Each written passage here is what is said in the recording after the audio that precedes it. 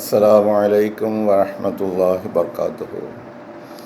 أشهد أن لا إله إلا الله وحده لا شريك له وأشهد أن محمدا عبده ورسوله. أما بعد فأعوذ بالله من الشيطان الرجيم. بسم الله الرحمن الرحيم. الحمد لله رب العالمين الرحمن الرحيم مالك يوم الدين إياك نعبد وإياك نستعين اهدنا الصراط المستقيم صراط الذين أنعمت عليهم غير المغضوب عليهم ولا الضالين.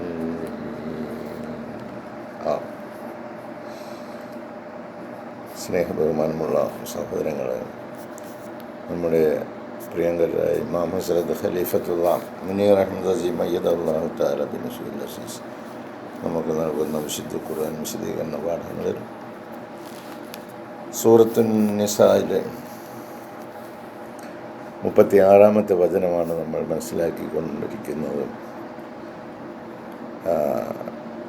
ഭാര്യ ഭർത്തൃ ബന്ധത്തിൽ ഏതെങ്കിലും രീതിയിലുള്ള അവസരങ്ങൾ ഉണ്ടാകുകയാണെങ്കിൽ അവരെ യോജിപ്പിക്കുന്നതിനുള്ള വഴികളും അള്ളാഹു തുറന്നു വച്ചിരിക്കുന്നു.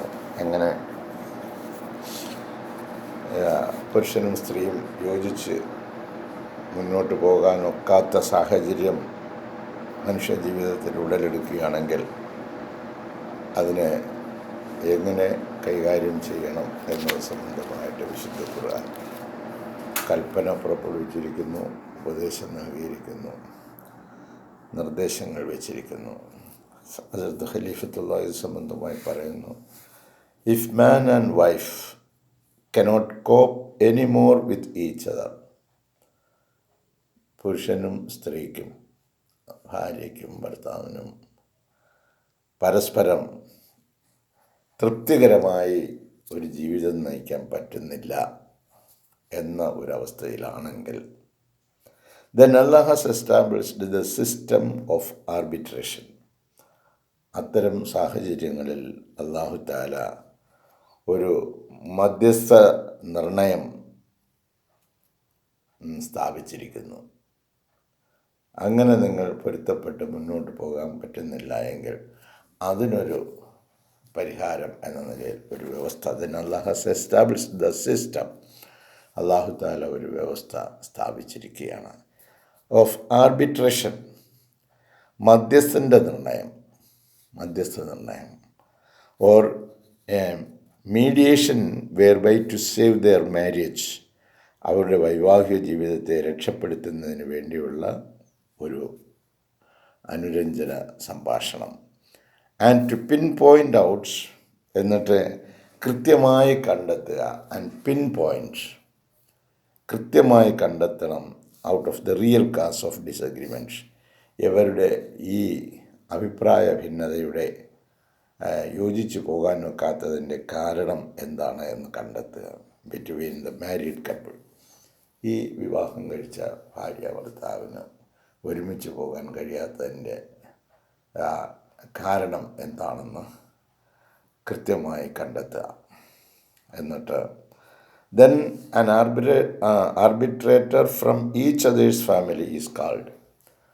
അത് ഈ മധ്യസ്ഥന്മാരെന്ന് പറയുന്നത് പുരുഷൻ്റെയും സ്ത്രീയുടെയും ഭാഗത്തു നിന്നുള്ള ഓരോ ആളായിരിക്കണം. അവർ ഇസ്ലാമികമായ കാഴ്ചപ്പാടുള്ളവരും അറിവുള്ളവരും ആയിരിക്കണം, ഭക്തിയുള്ളവരായിരിക്കണം. അവർ ആത്മീയത വിട്ട് ഭൗതികതയെ നോക്കിക്കാണുന്നവരായിരിക്കരുത്. അങ്ങനെയുള്ള ആളിനെ ആയിരിക്കണം ആർബിട്രേറ്റർ. ജഡ്ജി എന്നൊക്കെ പറഞ്ഞാൽ അങ്ങനെയാണല്ലോ കാര്യങ്ങളെല്ലാം. ഇപ്പോഴെല്ലാം കാശിൻ്റെ പുറത്ത് തിരികെയും മറിയുകയും ചെയ്യുന്ന കളിയാണ്. അതൊന്നും അല്ല ഇത്.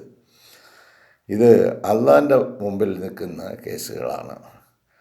ആ അള്ളാഹുവിൻ്റെ മുമ്പിൽ കണക്ക് ബോധിപ്പിക്കേണ്ടി വരുന്ന കാര്യമാണ് എന്ന് ഉത്തമ ബോധ്യമുള്ള ഇത്തരത്തിലുള്ള ആളുകളെ then an arbitrator from each other's family is called. രണ്ട് കുടുംബത്തിലും പെട്ട ഓരോരുത്തരെ വിളിച്ചിട്ട് to come to make peace between the couple. ഈ ഭാര്യ ഭർത്താക്കന്മാർ ഇടഞ്ഞു നിൽക്കുന്നതിൻ്റെ കാരണം കണ്ടെത്തി അതിനൊരു പരിഹാരം നിർദ്ദേശിക്കുവാനായിട്ട് അല്ലാഹു തആല അതിനൊരു വഴി തുറക്കുകയാണ്.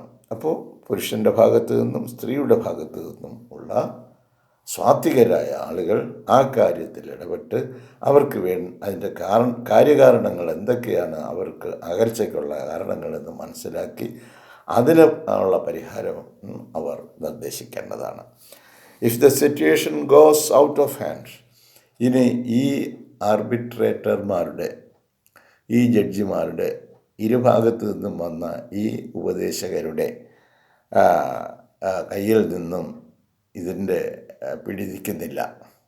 ഇഫ് ദ സിറ്റുവേഷൻ സാഹചര്യം ഗോസ് ഔട്ട് ഓഫ് ഹാൻഡ്, കൈവിട്ടു പോവുകയാണെങ്കിൽ ഇത്തരം സാഹചര്യത്തിൽ then the arbitrators are the ones to see to it that the interests of both parties, man and wife. അപ്പോൾ ഈ ജഡ്ജിമാർക്ക്, ഈ അന്വേഷകർക്ക്, ഈ മധ്യസ്ഥന്മാർക്ക് പുരുഷൻ്റെയും സ്ത്രീയുടെയും ഭാഗത്ത് നിന്നുള്ള ഇവരെ ഇനി യോജിപ്പിച്ച് നമുക്ക് മുന്നോട്ട് കൊണ്ടുപോകാൻ സാധിക്കുകയില്ല. Are cater for interest of both parties man and wife are cater for. ഈ അഭിരുചിയിൽ നന്നായി സാധിപ്പിച്ചു കൊടുക്കുക, രണ്ടുപേരുടെയും ഇഷ്ടങ്ങളനുസരിച്ച് ഈ കാര്യങ്ങൾ നിർവഹിച്ചു കൊടുക്കാൻ ഈ രണ്ട് മധ്യസ്ഥന്മാർക്കും കഴിയാത്ത സാഹചര്യം വരികയാണെങ്കിൽ, രണ്ടും എന്ന് പറഞ്ഞാൽ രണ്ടും രണ്ട് ഭാഗത്ത് നിന്ന് ശക്തമായിട്ട് വാദിച്ചു കൊണ്ട് നിൽക്കുകയാണ്. ഇവരുമായിട്ട് ഇനി പൊരുത്തപ്പെട്ടു പോകാൻ മറ്റൊരു വിചാരവും ഇല്ലാതെ രണ്ടും കടുംപിടുത്തമായിട്ട് നിൽക്കുകയാണ്. ആ അഭിരുചി അവരുടെ ഇഷ്ടങ്ങൾ സാധിച്ചു കൊടുക്കത്തക്ക നിലയിൽ ഉള്ള ഒരു സാഹചര്യം അവർക്ക് പറ്റുന്നില്ല എങ്കിൽ പിന്നെ അവരുടെ കൈവിട്ട് പോയി എന്നാണ് അർത്ഥം. അങ്ങനെ വരികയാണെങ്കിൽ but if they decide reconciliation, അപ്പോൾ അവരുടെ കൈ വിട്ട് അങ്ങനെയാണെങ്കിൽ പിന്നെ വിവാഹമോചനം നടക്കുക എന്നുള്ളത് മാത്രമേ ഉള്ളൂ അഭികാമ്യമായിട്ടുള്ളത്. But if they decide reconciliation, എന്നാൽ ഈ മധ്യസ്ഥന്മാർ ദീനീപരമായ കാര്യങ്ങളും ആത്മീയ കാര്യങ്ങളും മനുഷ്യ ജീവിതത്തെക്കുറിച്ചുള്ള കാര്യങ്ങളുമൊക്കെ അവരുമായിട്ട് ചർച്ച ചെയ്ത് അവർക്ക് ആത്മീയ ബോധനം നൽകിക്കഴിഞ്ഞ് അവർ വിചാരിക്കുക ശരി, എന്നാൽ നമുക്ക് പരസ്പരം വന്ന തെറ്റുകളൊക്കെ ക്ഷമിക്കാം, മാപ്പാക്കാം, നമുക്ക് വീണ്ടും പഴയതുപോലെ സന്തോഷമായിട്ട് കഴിയാൻ നോക്കാം എന്നുള്ള ഒരു ബട്ട് ഇഫ് ദേ ഡിസയർ, അവർ ആഗ്രഹിക്കുകയാണെങ്കിൽ റിക്കൺസിലിയേഷൻ, അവർക്ക് അതിനൊരു അനുരഞ്ജനം അവർ ഉദ്ദേശിക്കുകയാണെങ്കിൽ ആഫ്റ്റർ സീരിയസ് ഡിസ്പ്യൂട്ട്സ്, വളരെ വലിയ തർക്കങ്ങളാണ് ഉണ്ടായത്, പക്ഷേ ആ തർക്കങ്ങൾക്ക് ശേഷവും ഒരു യോജിപ്പിലെത്താൻ എന്ന് പറഞ്ഞാൽ അതിൻ്റെ ഒരർത്ഥം എന്താണ്? മനുഷ്യർ തമ്മിൽ ചിലപ്പം പല അഭിപ്രായ വ്യത്യാസങ്ങളും ഉണ്ടാകാം. പക്ഷേ ഈ അഭിപ്രായ വ്യത്യാസങ്ങളൊക്കെ അള്ളാഹുവിൻ്റെ തൃപ്തിയെ മുൻനിർത്തിക്കൊണ്ട് ആത്മീയ ചൈതന്യമുള്ളവരുടെ ഉപദേശങ്ങൾ ചിലപ്പോൾ ഫലവത്തായിത്തീരുന്ന ആളുകളുണ്ടാവും. അപ്പം അത്തരം സാഹചര്യങ്ങൾ നമ്മൾ ക്രിയേറ്റ് ചെയ്യുകയാണെങ്കിൽ കൂടുതൽ പ്രയാസങ്ങളിലേക്ക്, മനുഷ്യ ജീവിത ബുദ്ധിമുട്ടുകളിലേക്ക് അവർക്ക് ചെന്ന് പെടാതിരിക്കാൻ കഴിയും. അപ്പോൾ അങ്ങനെ but if they desire reconciliation after serious dispute, അപ്പോൾ വളരെ വലിയ തർക്കങ്ങൾക്ക് ശേഷവും വേണമെങ്കിൽ എന്ത് ചെയ്യാം, അവർക്ക് അനുരഞ്ജനത്തിൻ്റെ പാത സ്വീകരിക്കുവാൻ കഴിയും. ഇച്ചിരി വിട്ടുവീഴ്ച കാണിക്കണമെന്നുള്ളതേ ഉള്ളൂ. ആ വിട്ടുവീഴ്ച ഇല്ലാത്തതാണ് ഇന്നത്തെ ലോകത്തിൻ്റെ പ്രശ്നം. ഇന്നത്തെ ലോകത്തിൻ്റെ പ്രശ്നം എന്ന് പറയുമ്പോൾ ഇന്നത്തെ കുടുംബങ്ങളുടെ പ്രശ്നം എന്ന് പറയുമ്പം വ്യക്തികളുടെ പ്രശ്നം. അങ്ങനെ വിട്ടുവീഴ്ചയില്ലാത്ത, കടുംപിടുത്തമുള്ള, ദുർവാശിയുള്ള ഒരു ലോകത്തെയാണ് നമ്മൾ ചുറ്റും കാണുന്നത്. അങ്ങ് ഭരണകർത്താക്കൾ മുതൽ ഭരണീയർ വരെ എല്ലാം കടുംപിടുത്തമുള്ള ആളുകളാണ്. എല്ലാവരും പരസ്പരം ചതിക്കുകയും വഞ്ചിക്കുകയും കളിപ്പിക്കുകയും ചെയ്യുന്ന ഒരു ലോകത്തിലാണ് നമ്മൾ കഴിയുന്നത്. നമ്മൾ ചിന്തിക്കുന്ന ഓരോ കാര്യത്തിന് പോലും അള്ളാഹുവിൻ്റെ മുമ്പിൽ പ്രതിഫലമുണ്ടെന്നും അത് നാളെ ചോദ്യം ചെയ്യുന്നതാണ് എന്നുള്ള ആത്മീയ ചിന്താധാരയിൽ നിന്നും മനുഷ്യൻ അകന്നു പോയിരിക്കുന്നു. വെറുതെ നമ്മൾ പറയുകയാണ് ഈ ഖുർആനുമൊക്കെ വെച്ചുകൊണ്ട് നമ്മൾ അള്ളാഹുവിൽ വിശ്വസിക്കുന്നു എന്നൊക്കെ.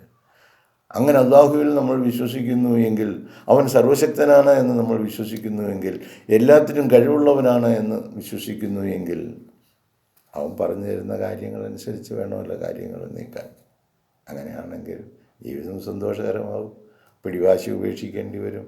തങ്ങളുടെ സ്വന്തം നഫ്സ് തങ്ങളോട് തെറ്റായ കാര്യങ്ങൾ പറയുന്നതിൽ നിന്നും പിന്മാറേണ്ടി വരും. അല്ലാഹു തആല അത് കണ്ടുകൊണ്ട് കേട്ടുകൊണ്ട് ഇരിക്കുകയാണെന്ന് പറയേണ്ടി വരും. അങ്ങനെയൊക്കെയുള്ള ബോധ്യം വരുന്നതിന് വേണ്ടിയാണ് ഈ ആർബിട്രേറ്റേഴ്സിനെ നിയമിക്കുന്നത്. അത് ഈ രണ്ട് കൂട്ടത്തിലും ഈ പറഞ്ഞ നിലയിലുള്ള ആളുകളെ ഒന്നും ഇന്ന് കണ്ട് തമാശയിട്ട് നോക്കിയാൽ കാണാനില്ലാത്ത ഒരു കാലമാണ്. But if they desire reconciliation after serious dispute, അതുകൊണ്ട് എത്ര വലിയ തർക്കങ്ങൾക്ക് ശേഷവും അനുരഞ്ജനത്തിൻ്റെ പാത അവർ ആഗ്രഹിക്കുകയാണെങ്കിൽ then Allah shall enable the situation to ameliorate. എന്നാൽ അല്ലാഹു തആല എന്ത് ചെയ്യാം? ആ സാഹചര്യത്തെ അമേലിയോറേറ്റ്, മെച്ചപ്പെടുത്താം. So that both man and wife live their life once again in harmony. അവർക്ക് വീണ്ടും സ്നേഹത്തോടെ സന്തോഷത്തോടെ ഒരിക്കൽ കൂടി ഭാര്യയും ഭർത്താവും ആയിട്ട് കഴിയുന്നതിന് യാതൊരു വിവാഹമോചനത്തിൻ്റെ വക്കിലെത്തിയ പല കേസുകളും അതിൽ നിന്നും പിന്മാറി വീണ്ടും നല്ല ജീവിതം നയിച്ച സംഭവങ്ങളും ലോകത്ത് ഒരുപാട്. അങ്ങനെ മനുഷ്യർ തമ്മിൽ അകന്നു പോകുവാനുള്ള, അടുത്ത് നിൽക്കുവാനുള്ള വഴികളാണ് വിശുദ്ധ ഖുർആൻ ലോകത്തിൻ്റെ മുമ്പാകെ തുറന്നു വെക്കുന്നത്. ഈ വഴികൾ വിട്ട് ഉള്ള ഒരു ജീവിതം നമ്മൾ ജീവിക്കുമ്പോൾ നമുക്ക് ആത്മീയതയാണ് നഷ്ടപ്പെട്ടു പോകുന്നത്, നമുക്ക് ധാർമ്മികത നഷ്ടപ്പെട്ടു പോകുന്നു. നിങ്ങൾക്ക് നല്ലവരായി കഴിയുവാൻ നിങ്ങൾ ആഗ്രഹിക്കുന്നുവെങ്കിൽ നിങ്ങൾ തീർച്ചയായിട്ടും കൂനു മഅ സാദിഖീൻ, മഹാസത്യവാന്മാരായ ആളുകളും അള്ളാഹുവിൻ്റെ ഭവനങ്ങളുമായി നിരന്തരം ബന്ധപ്പെട്ടുകൊള്ളുക. അവിടെ നിന്ന് നിങ്ങൾക്ക് ആത്മീയ വെളിച്ചം ഉണ്ടാകും, ധർമ്മബോധം ലഭിക്കും. ആ ധർമ്മബോധത്തിലൂടെയും ആത്മീയ വെളിച്ചത്തിലൂടെയും നിങ്ങളും നിങ്ങളുടെ സന്താനങ്ങളും സഞ്ചരിക്കുമെങ്കിൽ നിങ്ങളുടെ ജീവിതം ധന്യമായി, അടുത്ത തലമുറകളും ധന്യമായി തീരുന്നതാണ്. അതല്ലാതെ സ്വന്തം നഫ്സിൻ്റെ ഇച്ഛകൾക്കനുസരിച്ച് തങ്ങൾക്ക് തോന്നുന്ന സ്ഥലങ്ങളിലുള്ള, തോന്നുന്ന നിലയിലുള്ള ജീവിതം നയിക്കുകയാണെങ്കിൽ സഹോദരങ്ങളെ, നമ്മുടെ ഐഹിക ലോകവും പരാജയപ്പെടും, നാളെ പാരത്രിക ലോകവും പരാജയപ്പെടും. അതിൻ്റെ വ്യക്തമായ രേഖകളാണ് നമ്മുടെ മുമ്പാകെ എടുത്തു വയ്ക്കുന്നത്. വൈവാഹിക ജീവിതവും വൈവാഹിക ജീവിതത്തിലുണ്ടാകുന്ന പ്രശ്നങ്ങളും ആ പ്രശ്നങ്ങളെ പരിഹരിക്കുന്നതിന് നബി സല്ലല്ലാഹു അലൈഹി വസല്ലം സാക്ഷാൽ ആയിഷ റളിയല്ലാഹു തആല അൻഹയുടെ അടുത്ത് ഒരു ദിവസം ചെന്നപ്പോൾ ഒരു ചെറുപ്പക്കാരനുമായിട്ടിരുന്ന് ആയിഷ സംസാരിക്കുന്നു. അപ്പോൾ ആയിഷ അതിൽ നിന്ന് രക്ഷപ്പെടുത്തുന്നതിന് വേണ്ടി ആയിഷ റളിയല്ലാഹു അൻഹ പറഞ്ഞ്, ഇത് എൻ്റെ മുലകുടി ബന്ധത്തിലുള്ള സഹോദരനാണ് എന്ന്. അപ്പോൾ നബി സല്ലല്ലാഹു അലൈഹി വസല്ലമയുടെ മുഖം അതൃപ്തി ഒരു പരിവേഷം അണിയുകയും അതിന് കാരണങ്ങൾ പറയുകയും ചെയ്തു. മുലകുടി ബന്ധം എന്ന് പറയുമ്പോൾ ഒരു കുട്ടിയെ ഒരു ഉമ്മയുടെ മുല നുകരുമ്പോൾ അതേ സമയത്ത് അവരുടെ മറ്റൊരു മകൻ അല്ലെങ്കിൽ മകൾ മുലകുടി ഉണ്ടെങ്കിൽ അവർ രണ്ടുപേരും തീർച്ചയായിട്ടും എന്തായിരിക്കും? മുലകുടി ബന്ധത്തിലൂടെയുള്ള സഹോദരങ്ങൾ തന്നെയാണ്. അല്ലാതെ വലുതായ മറ്റാളുകൾ ആ മുലകുടി ബന്ധത്തിലൂടെ ഉള്ള ബന്ധത്തിലാകുന്നില്ല. അതാകുന്നത് ഈ രണ്ട് കുട്ടികളും ഒരേ ഉമ്മയുടെ മുല നുകർന്ന് പാല് കുടിക്കുകയാണെങ്കിലാണ്.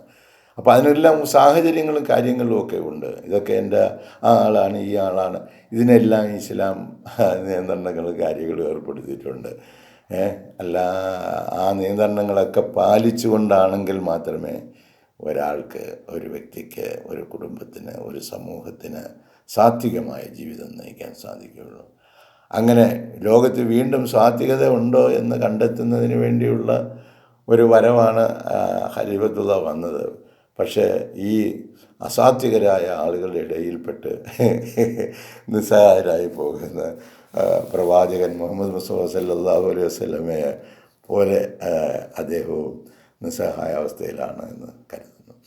ഏതായാലും ഈ വിശുദ്ധ ഖുർആനിലൂടെ, ഈ വിശുദ്ധ വചനങ്ങളിലൂടെ നമുക്ക് നൽകുന്ന ഈ അനൽപമായ പാഠങ്ങൾ നമ്മുടെ നിത്യജീവിതത്തിന് പ്രചോദനമാവുകയും ഐഹിക പാരത്രിക ലോക വിജയത്തിന് കാരണമായി തീരുകയും ചെയ്യട്ടെ. ഇൻഷാ അല്ലാഹ് അടുത്ത ഒരു പുതിയ അതിമനോഹരമായ ഒരു ഖുർആൻ വചനവുമായി അല്ലാഹു തൗഫീഖ് ചെയ്യുകയാണെങ്കിൽ നാളത്തെ പ്രഭാതത്തിൽ നമുക്ക് വീണ്ടും കാണാം. ജസാക്കുമുല്ലാഹു അഹ്സനൽ ജസാ. അസ്സലാമു അലൈക്കും വറഹ്മത്തുള്ളാഹി വബറകാതുഹു.